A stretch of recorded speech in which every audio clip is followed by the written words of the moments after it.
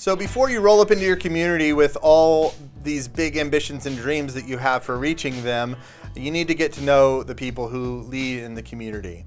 And before you get to know the civic leaders and the governmental leaders and the volunteer leaders, you need to get to know the church leaders. There are people in every community that you might go to that have been there for a long time, laboring to see the gospel spread there.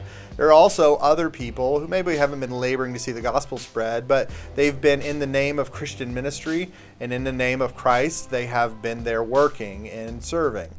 And it would just be unwise of you to go into a community and begin working without ever consulting or talking to those individuals. Now, you're not necessarily seeking their permission, but you do want to go to them with a lot of humility and a contrite heart, and you want to sit in front of them and you want to say, tell me about this community. What have you learned about this community? You want to ask them specific questions about the gatekeepers of the community, or the people that have been people of peace in the community, or people that have been friendly to their work and their ministry, of landmines to watch out for, of things that the community values and cares about.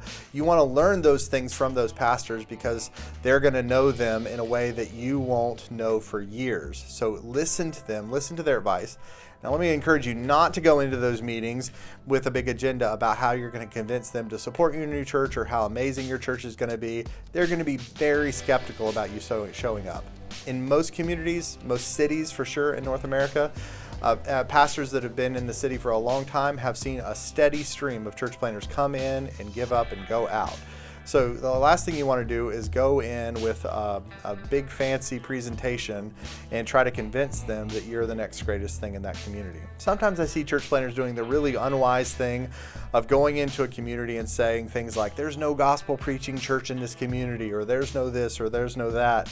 The truth is you don't know. You don't know that, and it doesn't matter anyway.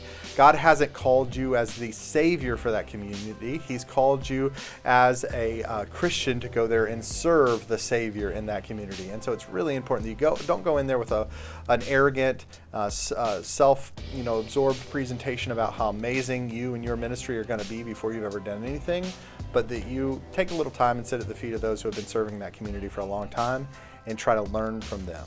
I would encourage you, best case scenario is that you can live in your community for up to a year and get to know the pastors and other ministry leaders in your community before beginning to plant a new church.